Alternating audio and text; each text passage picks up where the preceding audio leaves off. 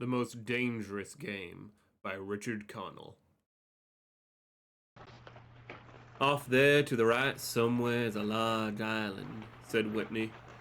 It's rather a mystery. What island is it? Rainsford asked. The old charts call it Ship Trap Island, Whitney replied. A suggestive name, isn't it? Sailors have a curious dread of the place. I don't know why, some superstition. Can't see it, remarked Rainsford, trying to peer through the dank tropical night that was palpable as it pressed its thick, warm blackness upon the yacht. You've good eyes, said Whitney with a laugh, and I've seen you pick off a moose moving in the brown fall bush at 400 yards, but even you can't see 4 miles or so through a moonless Caribbean night. No 4 yards, admitted Rainsford. Ugh, it's like moist black velvet. It will be light enough in Rio, promised Whitney. We should make it in a few days. I hope the Jaguar guns come from Pades. We should have good hunting up the Amazon.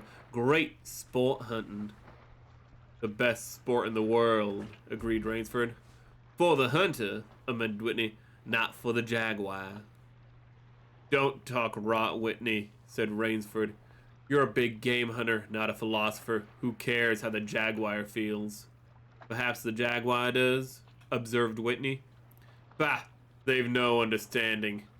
Even so, I rather think they understand one thing, fear. Fear of pain and fear of death. Nonsense, laughed Rainsford.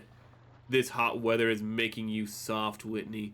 Be a realist. The world is made up of 2 classes, the hunters and the huntees. Luckily, you and I are hunters.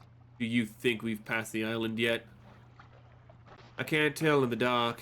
I hope so. Why? Asked Rainsford. The place has a reputation, a bad one. Cannibals? Suggested Rainsford. Hardly.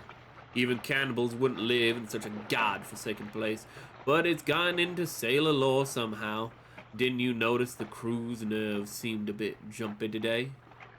They were a bit strange now that you mention it. Even Captain Nielsen. Yes!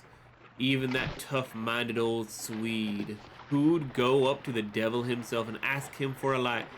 Those fishy blue eyes held a look I never saw there before. All I could get out of him was, this place has an evil name among the seafaring men, sir. Then he said to me very gravely, do you feel anything? As if the air about us was actually poisonous. Now, you mustn't laugh when I tell you this. I did feel something, like a sudden chill. There was no breeze. The sea was as flat as a plate glass window. We were drawing near the island then. What I felt was a mental chill, a sort of sudden dread. Pure imagination, said Rainsford. One superstitious sailor can taint the whole ship's company with his fear. Maybe. But sometimes I think sailors have an extra sense that tells them when they are in danger. Sometimes I think evil is a tangible thing, with wavelengths, just as sound and light have. An evil place can, so to speak, broadcast its vibrations of evil. Anyhow, I'm glad we're getting out of this zone. Well, I think I'll turn in now, Rainsford. I'm not sleepy, said Rainsford. I'm going to smoke another pipe up on the afterdeck. Good night then, Rainsford. See you at breakfast. Good night, Whitney. Right. Good night, Whitney. There was no sound in the night as Rainsford sat there but the muffled throb of the engine that drove the yacht swiftly through the darkness, and the swish and ripple of the wash of the propeller. Rainsford, reclining in a steamer chair, indolently puffed at his favorite briar. The sensuous drowsiness of the night was on him. So dark, he thought, that I could sleep without closing my eyes. The night would be my eyelids. An abrupt sound startled him. Off to the right he heard it, and his ears, expert in such matters, could not be mistaken. Again he heard the sound, and again, somewhere off in the blackness, someone had fired a gun 3 times. Rainsford sprang up and moved quickly to the rail. Mystified, he strained his eyes in the direction from which the reports had come, but it was like trying to see through a blanket. He leaped up the rail and balanced himself there to get a greater elevation. His pipe, striking a rope, was knocked from his mouth. He lunged forward. A short, hoarse cry came from his lips as he realized he had reached too far and had lost his balance. The cry was pitched off short as the blood-warm waters of the Caribbean Sea dosed over his head.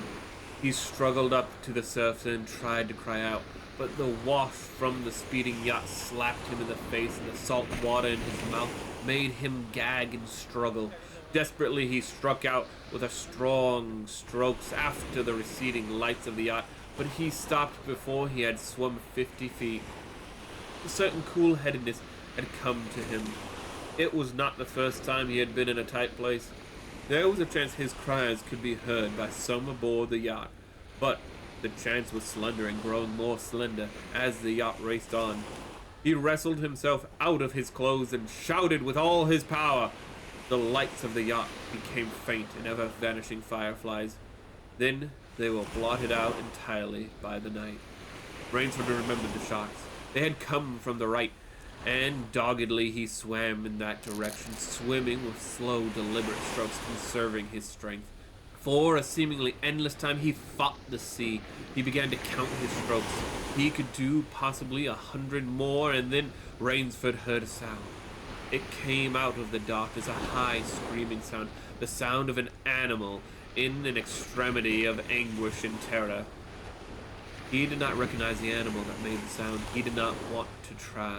With a fresh vitality, he swam towards the sound. He heard it again. Then it was cut short by another noise, crisp, piscato. Pistol shot, muttered Rainsford, swimming on. 10 minutes of determined effort brought another sound to his ears, the most welcome he had ever heard, the muttering and growling of the sea breaking upon a rocky shore. He was almost on the rocks before he saw them. On a night less calm, he would have been shattered against them. With his remaining strength, he dragged himself from the swirling waters.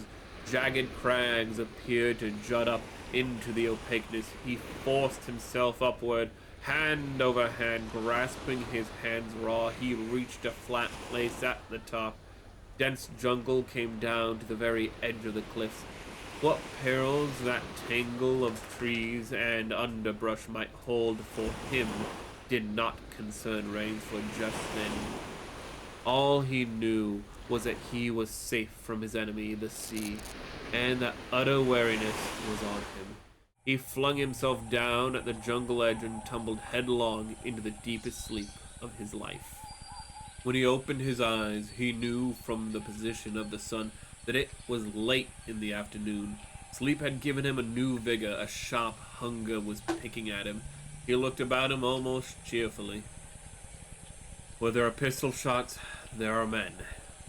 Where there are men, there is food, he thought. But what kind of men, he wondered, in so forbidding a place? An unbroken front of snarled and ragged jungle fringed the shore. He saw no sign of a trail through the closely knit web of weeds and trees. It was easy to go along the shore, and Rainsford floundered along by the water. Not far from where he landed, he stopped. Some wounded thing, by the evidence a large animal, had thrashed about in the underbrush. The jungle weeds were crushed down and the moss was lacerated. One patch of weeds was stained crimson. A small glittering object not far away caught Rainsford's eye, and he picked it up. It was an empty cartridge. "A 22, he remarked. That's odd. Must have been fairly large game, too. The hunter had his nerve with him to tackle it with such a light gun. It's clear that the brute put up a fight. I suppose the first 3 shots I heard was when the hunter flushed his quarry and wounded it. The last shot was when he trailed it here and finished it."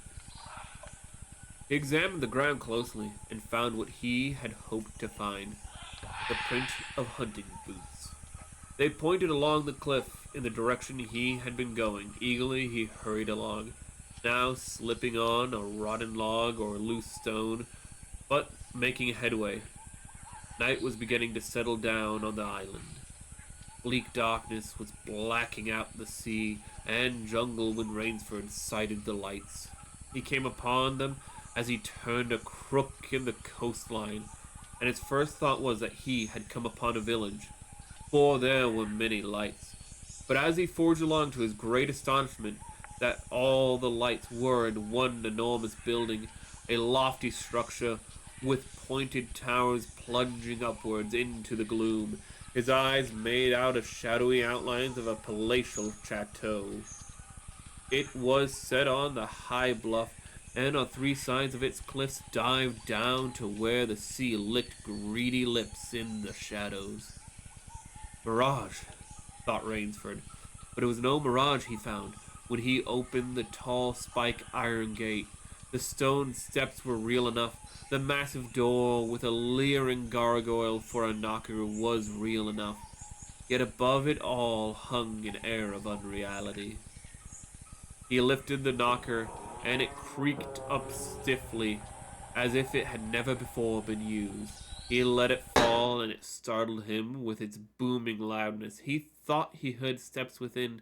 The door remained closed. Again, Rainsford lifted the heavy knocker, and it fell. The door opened suddenly, as if it were on a spring, and Rainsford stood blinking in the river of glaring gold light that poured out.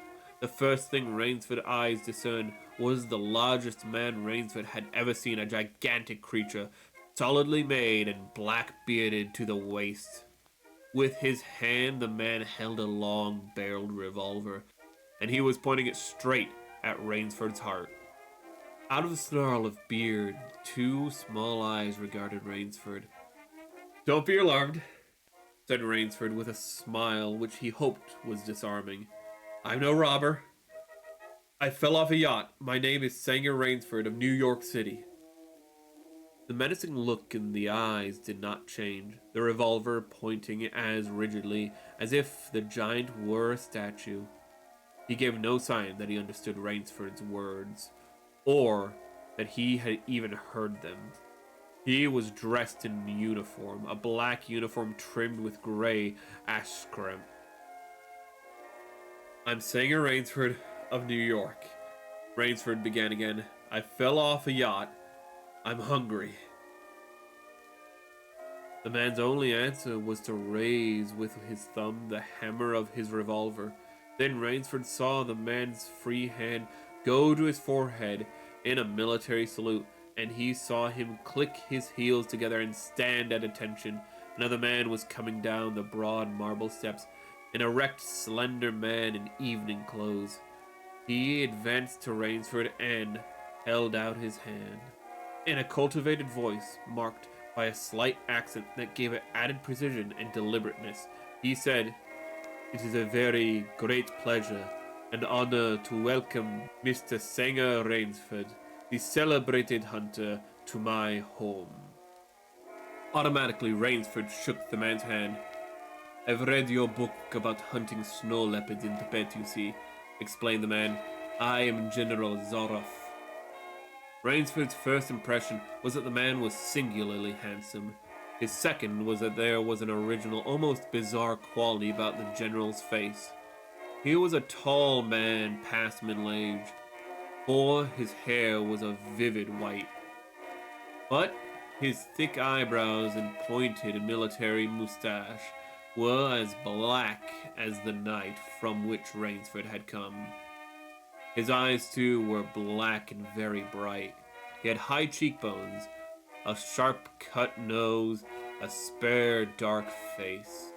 The face of a man used to giving orders, the face of an aristocrat. Turning to the giant in uniform, the general made a sign. The giant put away his pistol, saluted, and withdrew. "Ivan is an incredibly strong fellow," remarked the general, "but he has the misfortune to be deaf and dumb. A simple fellow, but I'm afraid, like all his race, a bit of a savage." "Is he Russian?" "He is a Cossack," and his smile showed red lips and pointed teeth. "So am I." "Come," he said. "We shouldn't be chatting here. We can talk later. Now, you want clothes, food, rest. You shall have them. This is a most restful spot. Ivan had reappeared, and the general spoke to him with lips that moved but gave forth no sound. Follow Ivan, if you please, Mr. Rainsford, said the general. I was about to have my dinner when you came. I'll wait for you. You'll find that my clothes will fit you, I think. It was a huge, beam ceiling bedroom with a canopied bed big enough for 6 men that Rainsford followed the silent giant. Ivan laid out an evening suit, and Rainsford, as he put it on, noticed that it came from a London tailor who ordinarily cut and sewed for none below the rank of duke. The dining room to which Ivan conducted him was in many ways remarkable. There was a medieval magnificence about it.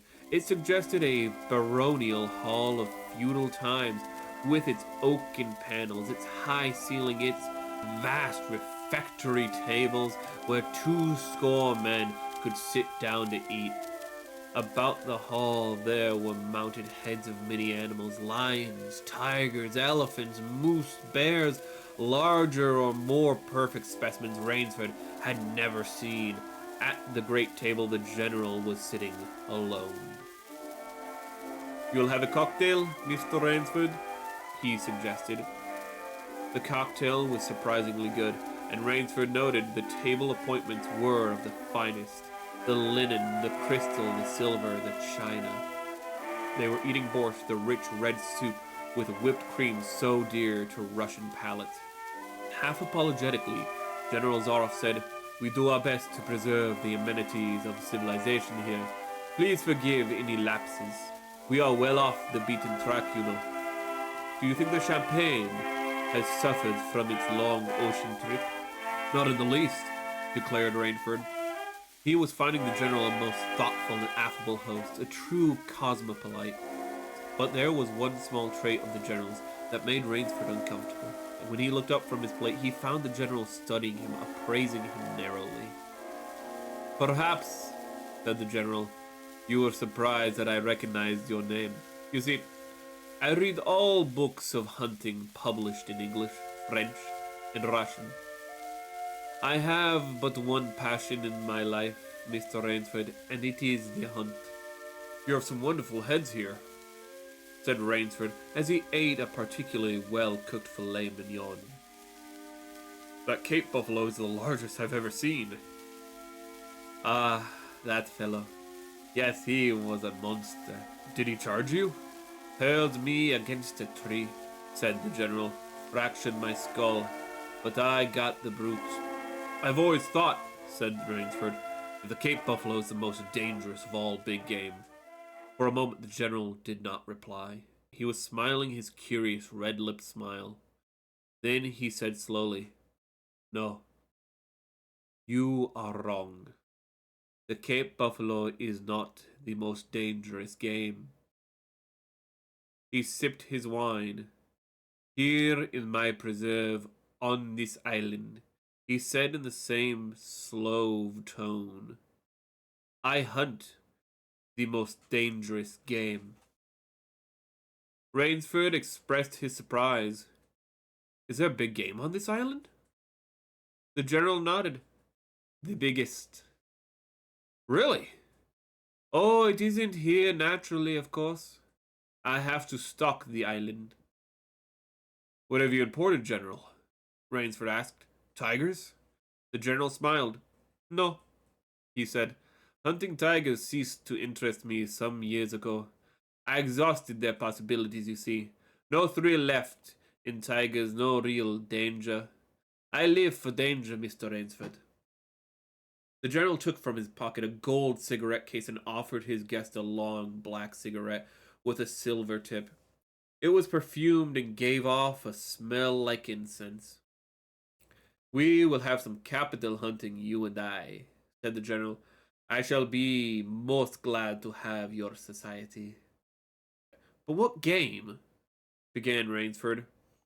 "I'll tell you," said the general. "You will be amused, I know. I think, may I say, in all modesty, that I have done a rare thing. I have invented a new sensation. May I pour you another glass of port? Thank you, General. The General filled both glasses and said, God makes some men poets. Some he makes kings, some beggars. Me he made a hunter. My hand was made for the trigger, my father said. He was a very rich man with 250,000 acres in Crimea. And he was an ardent sportsman. When I was only 5 years old, he gave me a little gun, specially made in Moscow for me, to shoot sparrows with. When I shot his prize turkeys with it, he did not punish me. He complimented me on my marksmanship. I killed my first bear in the Caucasus when I was only 10. My whole life has been one prolonged hunt. I went into the army. It was expected of noblemen's sons, and for a time commanded the division of Cossack cavalry. But my real interest was always the hunt. I have hunted every kind of game in every land. It would be impossible for me to tell you how many animals I have killed. The general puffed at his cigarette. After the debacle in Russia, I left the country, for it was imprudent for an officer of the Tsar to stay there. Many noble Russians lost everything. I, luckily, had invested heavily in American securities, so I shall never have to open a tea room in Monte Carlo or drive a taxi in Paris. Naturally, I continued the hunt. Grizzlies in the Rockies, crocodiles in the Ganges, rhinoceroses in East Africa. It was in Africa that the Cape buffalo hit me and laid me up for 6 months. As soon as I recovered, I started for the Amazon to hunt jaguars, for I had heard they were unusually cunning. They weren't. The Cossack side. There were no match at all for a hunter with his wits about him and a high-powered rifle. I was bitterly disappointed. I was lying in my tent with a splitting headache one night when a terrible thought pushed its way into my mind. Hunting was beginning to bore me, and hunting, remember, had been my life. I have heard in America businessmen often go to pieces when they give up the business that has been their life. Yes, that is so, said Rainsford. The general smiled. I had no wish to go to pieces, he said. I must do something. Now, mine is an analytical mind, Mr. Rainsford. Doubtless that is why I enjoy the problems of the chase. No doubt, General Zaroff. So, continued the general, I asked myself why the hunt no longer fascinated me. You are much younger than I am, Mr. Rainsford, and have not hunted as much. But you perhaps can guess the answer. What is it? Simply this. Hunting had ceased to be what you call a sporting proposition. It had become too easy. I always got my quarry. Always. There is no greater bore than perfection. The general lit a fresh cigarette. No animal had a chance with me anymore. That is no boast. It is a mathematical certainty. The animal had nothing but its legs and its instinct. Instinct is no match for reason. When I thought of this, it was a tragic moment for me, I can tell you. Rainsford leaned across the table, absorbed in what his host was saying. It came to me as inspiration what I must do, the general went on. And what was that? The general smiled, the quiet smile of one who has faced an obstacle and surmounted it with success. I had to invent a new animal to hunt, he said. A new animal? You're joking. Not at all. Not at all, said the general. I never joke about hunting. I needed a new animal. I found one. So I bought this island, built this house, and here I do my hunting. The island is perfect for my purposes. There are jungles with mazes of traits in them, hills, swamps. But the animal, General. Oh, said the General, it supplies me with the most exciting hunting in the world. No other hunting compares with it for an instant.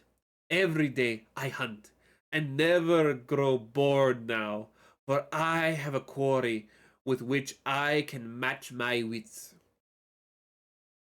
Rainsford's bewilderment showed in his face. I wanted the ideal animal, explained the general, so I said, what are the attributes of an ideal quarry? And the answer was, of course, it must have courage, cunning, and above all, it must be able to reason. But no animal can reason, objected Rainsford. My dear fellow, said the general, there is one that can. But you don't mean, gasped Rainsford. And why not? I can't believe you are serious, General. This is a grisly joke. Why should I not be serious? I am speaking of hunting. Hunting? Great guns, General Zaroff. What you speak of is murder. The general laughed with an entire good nature. He regarded Rainsford quizzically. I refuse to believe that so modern and civilized a young man as you can seem to be harboring romantic ideals about the value of human life. Surely your experience in the war did not make me condone cold-blooded murder, finished Rainsford stiffly. Laughter shook the general. How extraordinarily droll, he said. One does not expect nowadays to find a young man of an educated class, even in America, with such naive, and if I may say so, mid-Victorian point of view. It's like finding a snuff box in a limousine. Ah, well, doubtless you had Puritan ancestors. So many Americans appear to have had. I'll wager you'll forget your notions when you go hunting with me. You've a genuine new thrill in store for you, Mr. Rainsford. Thank you. I'm a hunter, not a murderer. Dear me, said the general, quite unruffled. Again, that unpleasant word. But I think I can show you that your scruples are quite ill-founded. Yeah? Life is for the strong, to be lived by the strong, and if need be, taken by the strong. The weak of the world were put here to give the strong pleasure. I am strong. Why should I not use my gifts? If I wish to hunt, why should I not? I hunt the scum of the earth, sailors from tramp ship, Lassers, blacks, Chinese, whites, mongrels. A thoroughbred horse or hound is worth more than a score of them. But they are men, said Rainsford hotly. Precisely, said the general. That is why I use them. It gives me pleasure. They can reason after a fashion, so they are dangerous. But where do you get them? The general's left eyelid fluttered down in a wink. This island is called Ship Trap, he answered. Sometimes an angry god of the high seas sends them to me. Sometimes, when Providence is not so kind, I help Providence a bit. Come to the window with me. Rainsford went to the window and looked out towards the sea. Watch, out there, exclaimed the general, pointing into the night. Rainsford's eyes saw only blackness, and then, as the general pressed a button, far out to sea, Rainsford saw the flash of lights. The general chuckled. They indicate a channel, he said, where there is none. Giant rocks with razor edges crouch like a sea monster with wide open jaws. They can crush a ship as easily as I crush this nut. He dropped a walnut on the hardwood floor and brought his heel grinding down on it. "Oh, yes," he said casually, as if in answer to a question. "I have electricity. We try to be civilized here." "Civilized? You shoot down men!" A trace of anger was in the general's black eyes, but it was there for but a second, and he said, in his most pleasant manner, "Dear me, what a righteous young man you are. I assure you I do not do the thing you suggest. That would be barbarous. I treat these visitors with every consideration. They get plenty of good food and exercise. They get into splendid physical condition. You shall see for yourself tomorrow." "What do you mean?" "We'll visit the training school," smiled the general. "It is in the cellar. I have about a dozen pupils down there now. They're from the Spanish bark Sanlúcar that had the bad luck to go on the rocks out there. A very inferior lot, I regret. Poor specimens and more accustomed to the deck than to the jungle." He raised his hand, and Ivan, who had served as waiter, brought thick Turkish coffee. Rainsford, with an effort, held his tongue in check. "It's a game, you see," pursued the general blandly. "I suggest to one of them that we go hunting. I give him a supply of food, an excellent hunting knife. I give him 3 hours' start. I am to follow armed with only a pistol of the smallest caliber and range. If my quarry eludes me for 3 whole days, he wins the game. If I find him," the general smiled, "he loses. Suppose he refuses to be hunted." "Oh," said the general, "I give him his option, of course. He need not play that game if he doesn't wish to. If he does not wish to hunt, I turn him over to Ivan. Ivan once had the honor of serving as an official knotter to the great white Tsar, and he has his own ideas of sport. Invariably, Mr. Rainsford, invariably they choose the hunt." "And if they win?" The smile on the general's face widened. "To date, I have not lost," he said. Then he added hastily, "I don't wish you to think me a braggart, Mr. Rainsford. Many of them afford only the most elementary sort of problem. Occasionally, I strike a Tartar. One almost did win. I eventually had to use the dogs." "The dogs?" "This way, please, I'll show you." The general steered Rainsford to a window. The lights from the window sent a flickering illumination that made grotesque patterns on the courtyard below, and Rainsford could see moving about there a dozen or so huge black shapes. As they turned towards him, their eyes glittered greenly. "A rather good lot, I think," observed the general. "They are let out at 7 every night. If anyone should try to get into my house, or out of it, something extremely regrettable would occur to him." But he hummed a snatch of song from Folie Bergère. "And now," said the general, "I want to show you my new collection of heads. Will you come with me to the library?" "I hope," said Rainsford, "that you will excuse me tonight, General. I'm really not feeling well."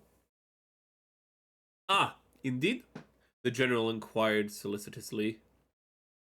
"Well, I suppose that's only natural after your long swim. You need a good, restful night's sleep. Tomorrow you'll feel like a new man, I'll wager. Then we'll hunt. Eh? I've one rather promising prospect." Rainsford was hurrying from the room. "Sorry you can't go with me tonight," called the general. "I expect rather fair sport, a big, strong black. He looks resourceful. Well, good night, Mr. Rainsford. I hope you have a good night's rest." The bed was good, and the pajamas of the softest silk, and he was tired in every fiber of his being. But nevertheless, Rainsford could not quiet his brain with the opiate of sleep. He lay, eyes wide open. Once he thought he heard stealthy steps in the corridor outside his room. He sought to throw open the door. It would not open. He went to the window and looked out. His room was high up in one of the towers. The lights of the chateau were out now, and it was dark and silent. But there was a fragment of sallow moon, and by its wan light he could see dimly the courtyard. There, weaving in and out in the pattern of shadow, were black, noiseless forms. The hounds heard him at the window and looked up expectantly with their green eyes. Rainsford went back to the bed and lay down. By many methods he tried to put himself to sleep. He had achieved a dozen when, just as morning began to come, he heard far off in the jungle the faint report of a pistol. General Zaroff did not appear until luncheon. He was dressed faultlessly in the tweeds of a country squire. He was solicitous about the state of Rainsford's health. As for me, sighed the general, I do not feel so well. I am worried, Mr. Rainsford. Last night I detected traces of my old complaint. To Rainsford's questioning glance, the general said, "A new boredom." Then, taking a second helping of crepe Suzette, the general explained, "The hunting was not good last night. The fellow lost his head. He made a straight trail that offered no problem at all. That's the trouble with these sailors. They have dull brains to begin with, and they do not know how to get about in the woods. They do excessively stupid and obvious things. It's most annoying. Will you have another glass of Chablis, Mr. Rainsford?" "General," said Rainsford firmly, "I wish to leave this island at once." The general raised his thickets of eyebrows. He seemed hurt. "But, my dear fellow," the general protested, "you've only just come. You've had no hunting." "I wish to go today," said Rainsford. He saw the dead black eyes of the general on him, studying him. General's face suddenly brightened. He filled Rainsford's glass with a venerable Chablis from his dusty bottle. "Tonight," said the general, "we will hunt, you and I." Rainsford shook his head. "No, General," he said, "I will not hunt." The general shrugged his shoulders and delicately ate a hothouse grape. "As you wish," he said. "The choice rests entirely with you. But may I not venture to suggest that you will find my idea of sport more diverting than Ivan's?" He nodded toward the corner, to where the giant stood scowling, his thick arms crossed on his hogshead chest.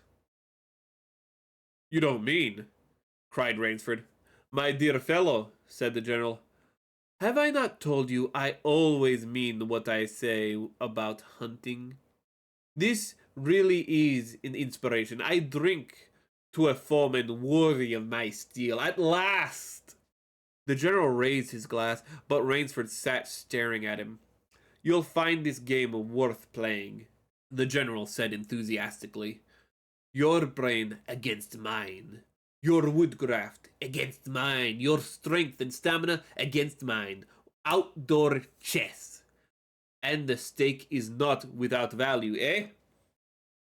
"And if I win," began Rainsford huskily, "I'll cheerfully acknowledge myself defeat if I do not find you by midnight of the third night," said General Zaroff.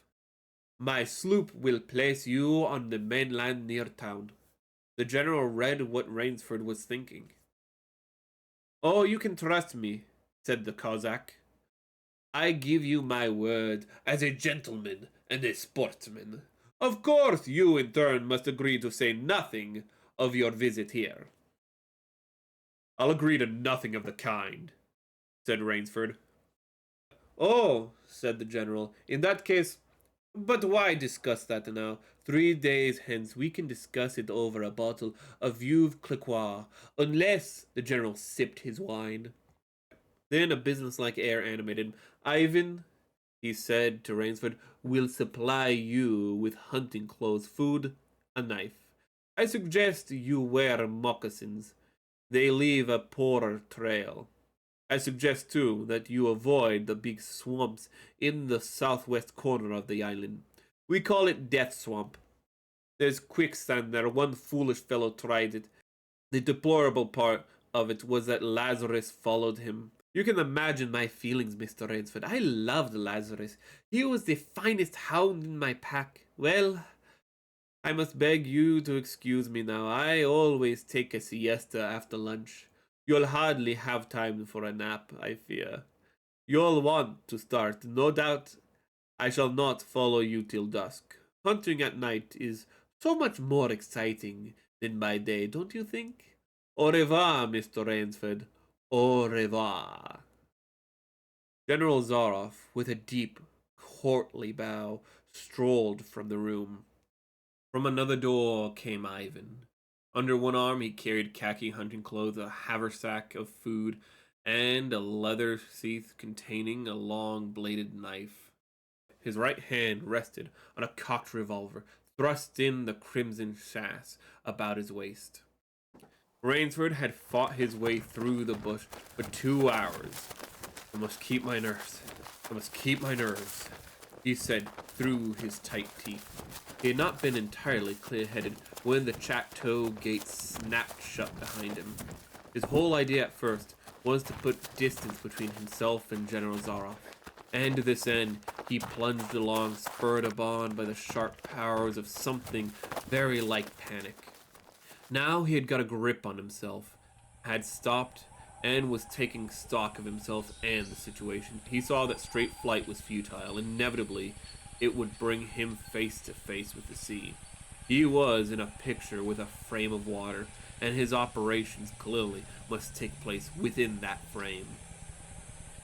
I'll give him a trail to follow, muttered Rainsford, and he struck off from the rude path he had been following into the trackless wilderness. He executed a series of intricate loops. He doubled on his trail again and again, recalling all the lore of the fox hunt and all the dodges of the fox. Night found him leg-weary, with the hands and face lashed by the branches, on a thickly wooded ridge. He knew it would be insane to blunder on through the darkness, even if he had the strength. His need to rest was imperative, and he thought, I've played the fox, now I must play the cat of the fable. A big tree with a thick trunk and outspread branches was nearby, and taking care to leave not the slightest mark, he climbed up into the crotch, and stretching out on one of the broad limbs, after a fashion rested. Rest brought him new confidence and almost a feeling of security. Even so zealous a hunter as General Zaroff could not trace him there, he told himself. Only the devil himself could follow that complicated trail through the jungle after dark. But perhaps the general was a devil. An apprehensive night crawled slowly by, like a wounded snake, and sleep did not visit Rainsford, although the silence of a dead world was on the jungle. Towards the morning, when a dingy gray was varnishing the sky, the cry of some startled bird focused Rainsford's attention in that direction. Something was coming through the bush, coming slowly, carefully, coming by the same winding ways Rainsford had come. He flattened himself down on the limb, and through a screen of leaves almost as thick as tapestry, he watched. That which was approaching was a man. It was General Zaroff. He made his way along, with his eyes fixed in utmost concentration on the ground before him. He paused almost beneath the tree, dropped to his knees, and studied the ground. Rainsford's impulse was to hurl himself down like a panther, but he saw the general's right hand held something metallic, a small automatic pistol.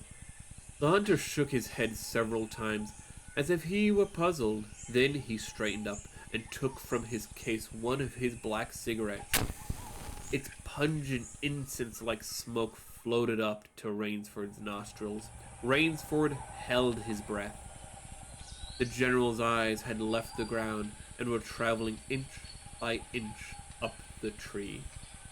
Rainsford froze there, every muscle tensed for a spring. But the sharp eyes of the hunter stopped before they reached the limb where Rainsford lay. A smile spread over his brown face. Very deliberately, he blew a smoke ring into the air. Then he turned his back on the tree and walked carelessly away, back along the trail he had come. The swish of the underbrush against his hunting boots grew fainter and fainter. The pent-up air burst hot from Rainsford's lungs. His first thought made him feel sick and numb. The general could follow a trail through the woods at night. He could follow an extremely difficult trail. He must have some uncanny powers. Only by the merest chance had the Cossack failed to see his quarry. Rainsford's second thought was even more terrible. It sent a shudder of cold horror through his whole being. Why had the general smiled? Why had he turned back? Rainsford did not want to believe what his reason told him was true, but the truth was as evident as the sun that had been by now pushed through the morning mists. The general was playing with him. The general was saving him for another day's sport. The Cossack was the cat. He was the mouse. Then it was that Rainsford knew the full meaning of terror. I will not lose my nerve. I will not. He slid down from the tree and struck off again into the woods. His face was set, and he forced the machinery of his mind to function. 300 yards from his hiding place, he stopped, where a huge tree had leaned precariously on a smaller, living one. Throwing off his sack of food, Rainsford took his knife from its sheath and began to work with all his energy. The job was finished at last, and he threw himself down behind a fallen log 100 feet away. He did not have to wait long. The cat was coming again to play with the mouse. Following the trail with the sureness of a bloodhound came General Zaroff. Nothing escaped those searching black eyes. No crushed blade of grass, no bent twig, no mark, no matter how faint, in the moss. So intent was the Cossack in his stalking that he was upon the thing Rainsford had made before he saw. His foot touched the protruding bow that was the trigger. Even as he touched it, the general sensed his danger and leaped back with the agility of an ape. But he was not quite quick enough. The dead tree delicately adjusted to rest on the cut living one, crashed down and struck the general a glancing blow on the shoulder as it fell. But for his alertness, he must have been smashed beneath it. He staggered, but he did not fall, nor did he drop his revolver. He stood there, rubbing his injured shoulder, and Rainsford, with fear again gripping his heart, heard the general's mocking laugh ring through the jungle. "Rainsford," called the general, "if you are within sound of my voice, as I suppose you are, let me congratulate you. Not many men know how to make a Malay man-catcher. Luckily for me, I, too, have hunted in Malacca. You are proving interesting, Mr. Rainsford. I am going now to have my wound dressed. It's only a slight one, but I shall be back." When the general, nursing his bruised shoulder, had gone, Rainsford took up his flight again. It was flight now, a desperate, hopeless flight that carried him on for some hours. Dusk came, then darkness, and still he pressed on. The ground grew softer under his moccasins. The vegetation grew ranker, denser. Insects bit him savagely. Then, as he stepped forward, his foot sank into the ooze. He tried to wrench it back, but the muck sucked viciously at his foot as if it were a giant leech. With a violent effort, he tore his feet loose. He knew where he was now. Death Swamp and its quicksand. His hands were tight closed, as if his nerves were something tangible that someone in the dark was trying to tear from his grip. The softness of the earth had given him an idea. He stepped back from the quicksand a dozen feet or so, and like some huge prehistoric beaver, he began to dig. Rainsford had dug himself in France when a second's delay meant death. That had been placid pastime compared to his digging now. The pit grew deeper. When it was above his shoulders, he climbed out, and from some hard saplings cut stakes and sharpened them to a fine point. These stakes he planted in the bottom of the pit, with the point sticking up.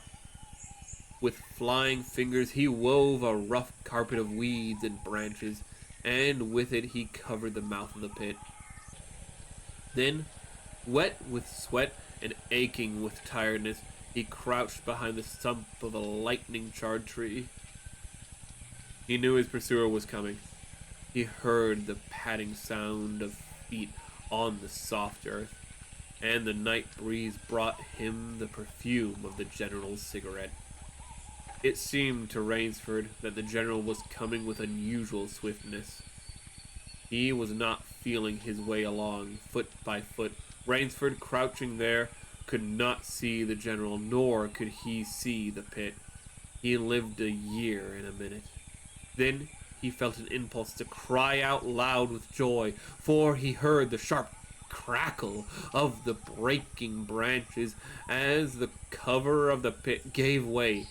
He heard the sharp scream of pain as the pointed stakes found their mark. He leaped up from his place of concealment. Then he cowered back.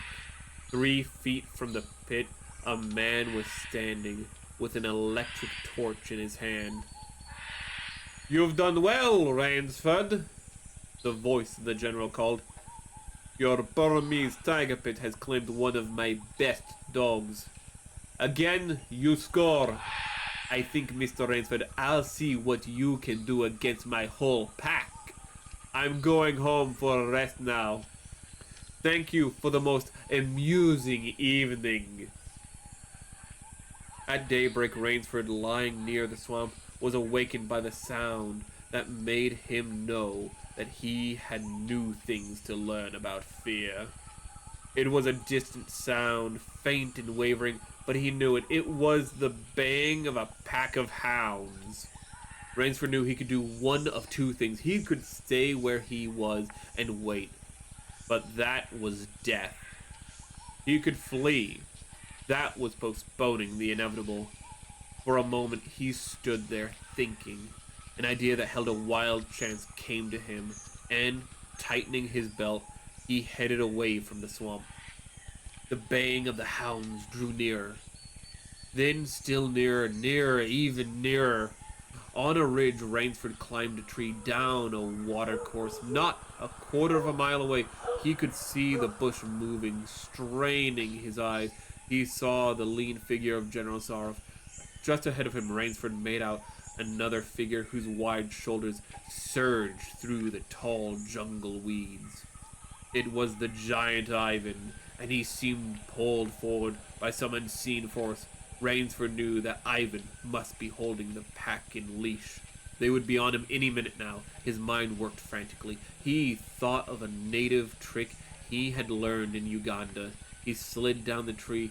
He caught hold of a springy young sapling, and to it he fastened his hunting knife. With the blade pointing down the trail, with a bit of wild grapevine, he tied back the sapling. Then he ran for his life. The hounds raised their voices as they hit a fresh scent. Rainsford knew now how an animal at bay feels.